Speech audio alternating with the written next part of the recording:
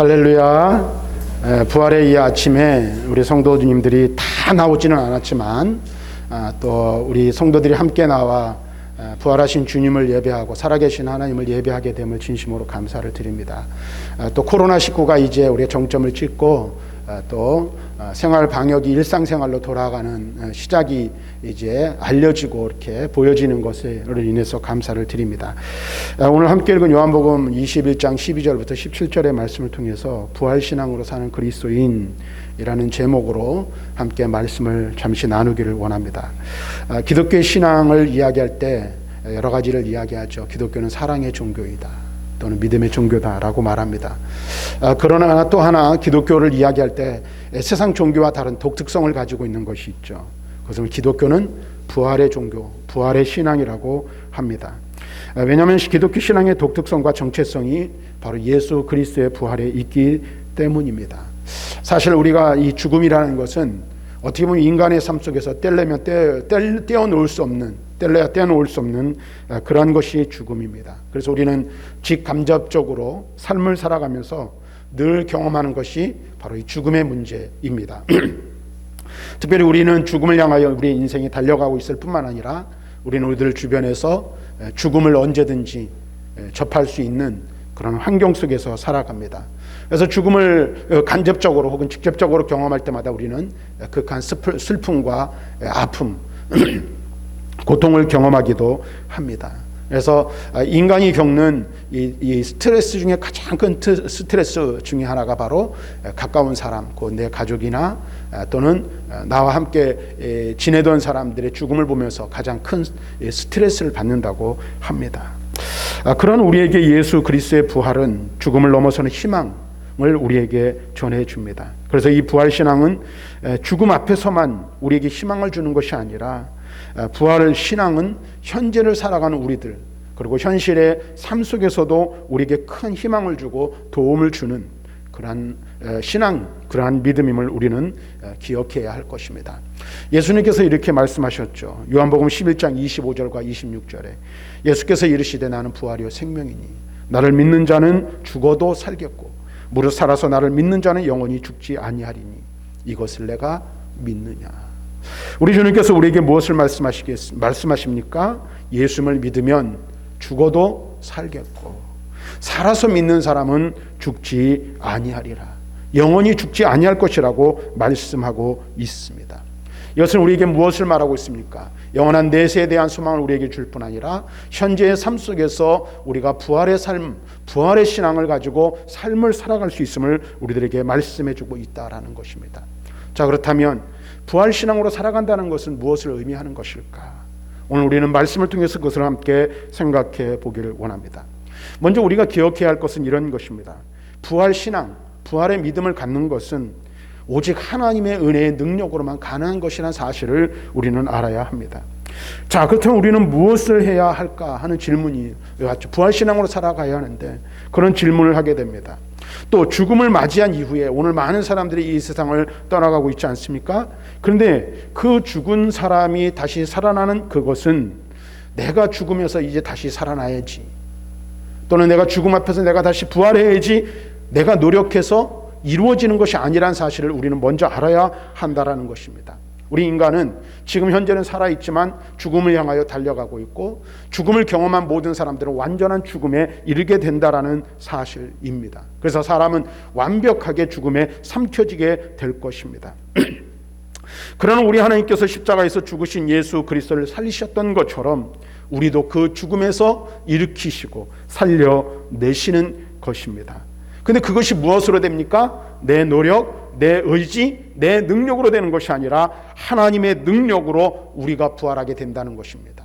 하나님께서 그 능력으로 그의 아들 예수 그리스도를 무덤에서 일으키신 것처럼 저와 여러분을 죽음에서 일으키시는데 그것이 무엇으로 되어지는 것입니까? 오직 하나님의 능력으로 되어진다라는 사실입니다. 이와 마찬가지로 우리가 현재의 삶을 살아가면서 부활의 신앙을 가지고 살아가는 것 또한 마찬가지입니다. 우리의 삶 속에서 우리가 날마다 부활을 경험하며 살아가야 하는데 그것이 내 힘과 내 능력으로 되는 게 아니라는 거예요. 여러분 한번 생각해 보십시오. 우리가 바울이 말하는 것처럼 갈라디아서 2장 20절에서 말하죠. 내가 그리스도와 함께 십자가에 못 박혔나니 그런즉 이제는 내가 산 것이 아니요 오직 내 안에 그리스도께서 사신 것이라 말하고 있어요. 그리고 또 바울은 고백합니다. 나는 날마다 죽노라 라고 고백을 하고 있습니다. 그런데 여러분 보세요. 내가 십자가에 못 박히는 삶을 살아야 하고 주님과 함께 십자가에 죽어 다시 살아나는 삶을 살아야 한다는 것을 알지만 우리가 그렇게 생각한다고 그것을 입술로 우리가 되뇌이고 외운다고 저절로 부활의 삶을 살 수 있는 것은 결코 아니란 사실을 분명히 깨달아야 한다는 것입니다. 내가 예수 그리스도를 만나 십자가에 못 박혀 죽는 것을 경험하는 것도, 그리고 그리스도와 함께 십자가로 말미암아 죽었던 내가 다시 살아나는 부활의 삶을 살아가고 부활의 신앙을 경험하는 것도 내 힘, 내 능력, 내 노력으로 되어지는 것이 아니라는 사실을 우리는 분명히 깨달아야 한다라는 것입니다. 그것은 오직 누구에게로부터 오는 것입니까? 하나님의 능력으로부터 오는 것이요 하나님의 은혜로 말미암는 것이라는 사실을 분명히 알아야 한다는 것입니다. 다시 말하면 하나님의 은혜의 믿음을 우리에게 주시지 않으면 내가 죄인이라는 것을 깨닫지도 못하고 내가 죽었다가 다시 살아나야 한다는 사실 또한 우리는 알 수 없다라는 사실입니다. 하나님께서 우리를 살펴주셔서 진정한 인간으로 새롭게 태어나게 하는 것, 새롭게 거듭나게 하는 것, 그것이 바로 부활 신앙이라 말할진데 그것은 내 힘으로 내 능력으로 되는 것이 아니라는 것입니다. 그렇다면 하나님의 은혜로 주어지는 부활 신앙과 부활의 삶이 어떻게 우리의 삶 가운데 실현될 수 있을까요? 오늘 성경을 보면 여러 가지 많은 이야기들이 있는데 그 여러 가지 많은 이야기들, 사례들 중에 한 가지 이야기를 오늘 저와 여러분들 살펴봄으로써 오늘 우리가 무엇을 기대하며 무엇을 할 수 있는지를 함께 살펴보려고 합니다. 그래서 오늘 우리가 읽은 이 본문의 말씀, 요한복음 21장의 말씀은 이 베드로가 부활하신 주님을 만나는 장면을 우리들에게 소개시켜주고 있습니다. 잘 알려진 베드로의 경험을 통해 예수 그리스도의 부활이 어떻게 우리의 부활로 이어지는지 그 내용을 살펴보고 우리가 어떻게 부활신앙으로 살아갈 수 있는지를 함께 말씀을 나누기를 원합니다. 그래서 오늘 우리가 읽은 이 말씀 다 읽지는 않았어요. 그런데 21장의 말씀을 보면 이 디베랴 바닷가에서 벌어지고 있는 이 이야기는 마치 한편의 애니메이션 또는 동화와 같은 모습으로 우리에게 다가오고 있습니다. 특별히 요한복음을 읽다 보면 20장까지의 모든 이야기가 다 끝난 것 같아요. 예수님이 죽으시고 부활하신 것으로 끝나는 것 같아요. 그런데 그 뒤에 마치 부록처럼 한 장이 더 붙여져 있는 것 같은 느낌을 우리에게 줍니다. 이 21장에는 부활하신 주님께서 베드로를 만나시고 그에게 다시 소명을 허락하신 사건이 기록되어져 있습니다. 이와 같은 이야기는 한편의 드라마 같기도 하고 한 폭의 그림 같기도 한 이야기입니다. 그걸 어떻게 보면 좀 뭔가 아름다운 모습이 떠올려지기도 합니다. 바닷가로 풍경을 배경을 하고 있고 바닷가 소리가 파도 철랑이는 이 물결 소리가 들리기도 합니다. 여러분 한번 상상을 해보세요. 물결이는 이 잔잔한 그 해변가에 있는 그 예수님과 베드로의 모습을 상상해 보시기를 바랍니다. 근데 이 베드로의 이야기가 어떻게 시작됩니까? 잔잔한 바닷가에 찾아온 캄캄한 밤, 그리고 서서히 밤이 지나 동이 트고 있는 그 무렵입니다. 밤새 고기를 잡으려고 애쓴 제자들이 그곳에 있습니다. 그들이 바다 위에 배에 앉아있는 모습을 한번 상상해 보시기를 바랍니다. 그런데 이들이 밤새도록 고기를 잡았지만 그들은 실망감에 사로잡혀 있습니다. 그들이 실망하고 있는 이유가 무엇입니까? 그들은 예수님을 따르려고 노력했지만 오늘 결국 실패하고 예수님이 십자가에 달려 돌아가실 때는 어떻게 했어요? 예수님을 버려두고 다 도망치고 떠났던 사람들이 바로 그들입니다. 그 사람들이 지금 아무런 의미도 없이 또는 어떻게 삶을 살아야 할지 알지 못한 채 배를 타고 있는 것입니다. 그리고 그들이 이전에 가지고 있던 직업을 따라 배를 타고 고기를 잡으려 했지만 한 마리의 고기도 잡지 못했습니다. 한번 여러분 생각해 보십시오. 이 베드로를 비롯한 이 물고기를 잡으러 나간 제자들에게 고기를 잡는다는 것은 어떤 의미였을까? 또는 이들이 다시 고기를 잡기 위해서 배를 타고 바닷가로 나간 이유가 무엇일까를 우리는 한번 생각해 볼 필요가 있다라는 거예요. 이제 예수님도 돌아가시고 이제 자신들이 따르던 그 일도 다 그르치고 실패했으니까 돈이나 벌어야겠다라는 생각을 해서 3년 동안 잡지 않던 3년 동안 내팽개쳤던 고기를 잡으러 세상으로 돌아가야지 하는 생각을 하고 그들이 바닷가로 나갔을까요? 아니면 이제 다시 한번 실력을 발휘해보자, 옛 실력이 살아있는지 확인해보자 하며 그물을 던졌을까요? 적어도 그런 마음은 아니었을 것 같습니다. 어떤 마음이었을까요? 3절 말씀을 보면 이렇게 말해요. 시몬 베드로가 나는 물고기 잡으러 가노라 하니 그래도 그들이 우리도 함께 가겠다 하고 나가서 배에 올랐으나 그 밤에 아무것도 잡지 못하였더니. 이 말씀이 여러분에게 어떤 의미로 어떤 느낌으로 다가오십니까? 나는 고기를 잡으러 가야겠다 라는 이 말은 베드로가 언제쯤 했을까요? 베드로는 바닷가에 앉아서 떠있는 배를 바라보며 무슨 생각을 했을까 하는 것을 우리는 생각해 볼 수 있습니다. 여러분 보세요. 인생의 모든 것들이 다 실패를 하고 자기가 믿고 따랐던 그 신념이 무너져 내리고 그 다음에 자기가 믿고 따랐던 그 선생이 십자가에 못 박혀 죽은 이후에 그가 할 수 있는 것이 무엇이 있었을까요? 멍하니, 요즘 보면 그런 얘기 많이 하죠. 멍 때린다는 말을 많이 해요. 불멍, 물멍 뭐 이런 얘기들을 젊은이들이 많이 해요. 아무 생각 없이 그저 불길만 바라고 물만 바라보는 거예요. 근데 아마 베드로도 그러지 않았을까 하는 생각이 들어요. 아무 생각도 들지 않았을 것입니다. 그러면서 어쩌면 그의 마음 한쪽에서는 뭐예요? 후회가 끊임없이 밀려왔을지도 몰라요. 내가 왜 그랬을까? 그리고 부활하신 주님을 다시 만난다면 무슨 낯으로 배울 수 있을까? 예수님이 부활하신 것은 과연 맞는 것일까?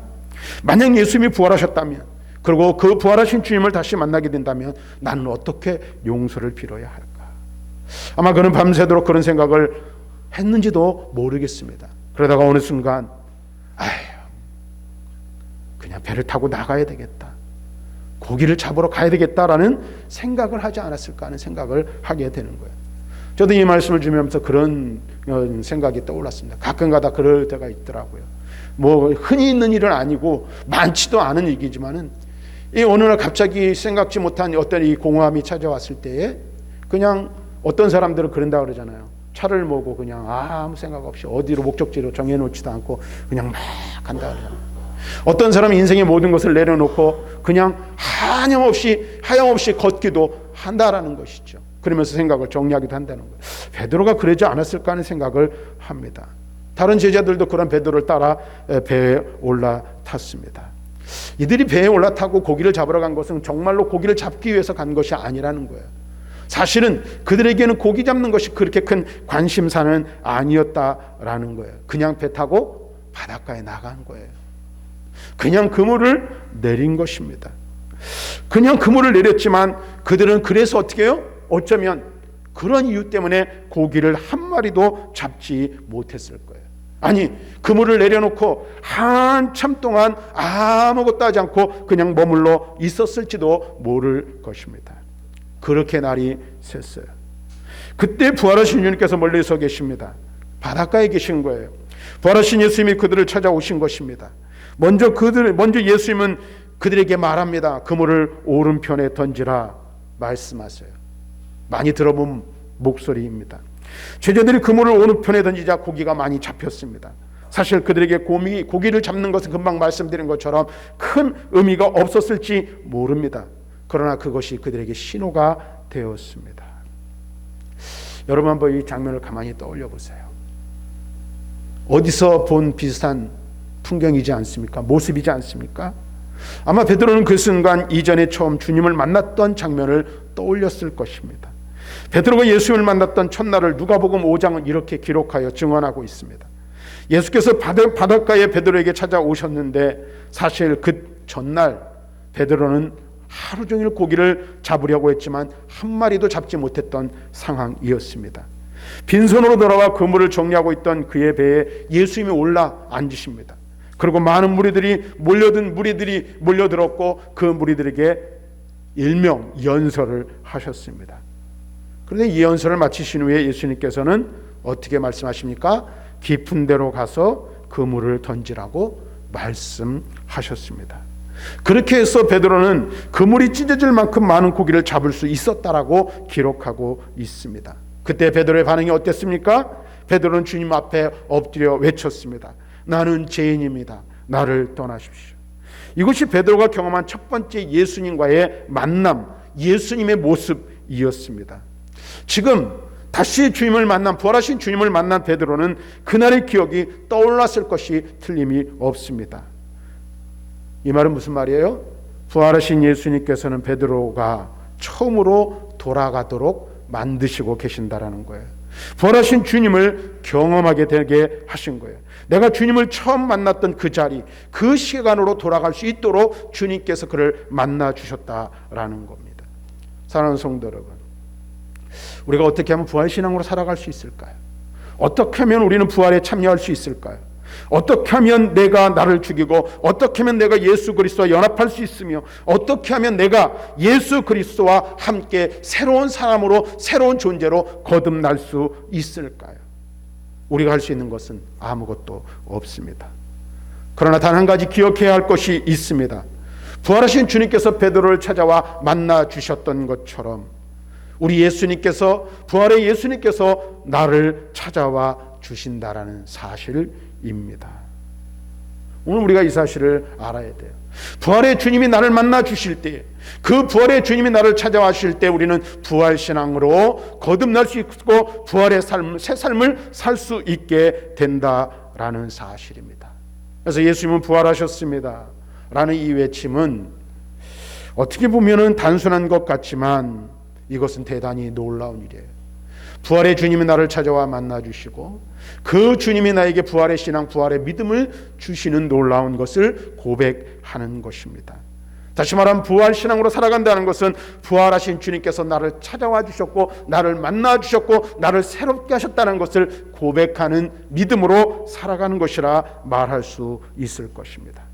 부활하신 예수님께서 나를 불쌍히 여기셔서 나의 죄악에도, 나의 부족함과 연약함에도 불구하고 나를 찾아와 만나주시고 나를 받아주셨다는 사실을 고백하는 것, 그것이 부활신앙으로 살아가는 것임을 우리는 알아야 할 것입니다. 사랑하는 성도 여러분, 부활하신 주님은 오늘도 성령을 통해 우리에게 다가오십니다. 주님을 처음 만났던 그날의 기억으로 베드로를 초청하셨던 것처럼 오늘 우리에게도 주님은 우리가 주님을 처음 만났던 장소와 시간으로 초청해 주십니다. 우리가 주님의 말씀을 들었던 그 은혜의 장소로 우리를 이끌어 가신다는 것입니다. 이것이 부활하신 주님께서 우리에게 베푸시는 은혜임을 기억하시기를 바랍니다. 그다음에 두 번째로 베드로가 육지에 올라왔을 때에 주님은 숯불을 피워 생선을 굽고 계셨습니다. 이제 12절 우리가 읽은 이 말씀에서 시작됐죠. 가장 부끄러운 자리로 베드로를 초청하시는 거예요. 그리고 그러한 베드로와 제자들에게 예수님께서는, 부활하신 예수님께서는 음식을 베풀어 주십니다. 잘 보세요. 그저 식탁을 차려주시고 십자가에 달리시기 마지막 전날 함께했던 식탁과 똑같은 자리로 초대해 주시는 거예요. 그런데 그 모습은 과거와는 너무나도 다른 것이죠. 죄인의 심정으로 두려워 떨며 배신하였던 뼈아픈 기억을 떠올리게 되는 거예요. 근데 그럼에도 불구하고 주님은 여전히 변함없이 제자들을 대해 주십니다. 그리고 그들에게 똑같이 식사를 허락해 주시는 거예요. 근데 오늘 우리가 읽은 이 말씀을 가만히 보면 21장의 내용을 가만히 여러분 한번 보십시오. 용서라는 단어가 나오질 않습니다. 죄라는 단어도 나오지 않습니다. 근데 우리는 이 이야기 속에서 마치 그림처럼 우리에게 다가오면 어떻게 해요? 베드로의 회개, 그리고 주님의 용서라는 아름다운 모습을 얼마든지 발견할 수가 있습니다. 우리 주님께서는 베드로에게 아무런 말씀도 하지 아니하시고 도리어 음식을 나누어 주셨습니다. 이때 베드로는 아무 이야기도 할 수 없었습니다. 오히려 주님을 처음 만났을 때는 누가복음 5장을 우리가 말씀드린 것처럼 어땠어요? 나는 죄인입니다. 나를 떠나십시오라고 베드로는 외쳤어요. 그러나 정작 두 번째 부활의 주님을 만났을 때는 그런 말조차 할 수가 없었습니다. 사랑하는 성도 여러분, 우리가 어떻게 부활에 참여할 수 있을까요? 부활의 신앙으로 살아갈 수 있을까요? 그래서 부활하신 주님께서 나의 자리, 나의 현실의 자리에 찾아오셔서 지금 마치 숯불을 피우시는 것과 같다라는 거예요. 나의 죄악의 자리, 부족함의 자리를 보게 하시며 식탁을 베풀어 주십니다. 그것이 바로 은혜의 자리라는 사실을 잊지 마시기를 바랍니다. 부활하신 주님께서 나를 받아주시는 자리라는 사실을 잊지 마시기를 바랍니다. 우리가 죄가 없어서, 부족한 것이 없어서, 모자르지 않아서 주님이 나를 이해해 주시고 나를 받아주시는 것이 아니라는 거예요. 여전히 나는 죄인입니다. 여전히 나는 부족한 것 투성이입니다. 하나님 앞에 큰 죄를 저지른 죄인입니다. 그러나 그럼에도 불구하고 그 부활의 주님께서 어떻게 해요? 나를 맞아주시는 거예요. 식탁을 베풀어 주시는 거예요. 그처럼 우리에게 은혜를 베풀어 주셔서 우리가 주님 앞에 설 수 있었다는 사실을 우리는 기억해야 할 것입니다. 부활하신 주님께서는 그냥 나를 받아주시는 거예요. 나의 가장 추한 것까지 다 아시는 주님, 나의 연약한 것들을 다 아시는 그 주님께서 그저 나를 어떻게 아무 말 없이, 아무 말씀하지 않으시고 사랑의 품으로 나를 안아주시는 것, 그것이 바로 부활의 주님이 우리들에게 주시는 은혜라는 사실을 우리는 기억해야 할 것입니다. 그러므로 우리도 이 부활의 자리로 함께 나아갈 수 있으며, 또 우리도 부활하신 주님께서 나를 찾으시는 모습을 볼 수 있었으면 좋겠습니다.